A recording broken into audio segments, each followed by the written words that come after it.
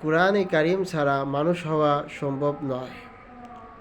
আল্লাহ রব্বুল আলামিন সূরা আর রহমানে বলেন, আর রহমান আল্লামাল কুরআন খলাকাল ইনসান। মানুষ সৃষ্টি করার আগে আল্লাহ তাআলা কোরআন শিক্ষাকে আগে উল্লেখ করেছেন। এটা দ্বারা বোঝা গেল কোরআন ছাড়া মানুষ হওয়া সম্ভব নয়। এখন আপনি যদি বলেন আমি তো মানুষ না, আপনি মানব বা কৃতিতে পশু। অন্য আয়াতে বলছেন উলাইকা কাল আনআম বাল হুম আদাল, তারা জন্তু জানোয়ারের মতো, বরং এর চেয়েও পদ।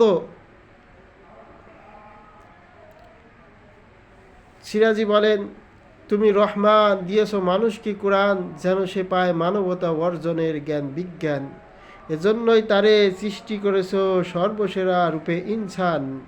দিয়েছ তারে জবান যেন পরস্পরে করতে পারে আদান প্রদান। এসবই তোমারই দান, কে করতে পারবে অস্বীকার তোমার দান।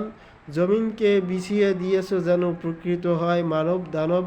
দিয়েছ তাতে অসংখ্য ফুল ফল এ জাতীয় দ্রব্য সব, তুমি বিশ্বজগতের রব।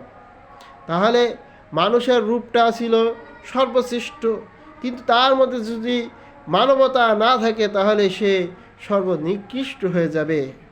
এই জন্য আমরা ইলমুল ওহী ঐশী জ্ঞানে জ্ঞানী হই এবং আমল করি। আল্লাহ পাক আমাদেরকে তৌফিক দান করুন।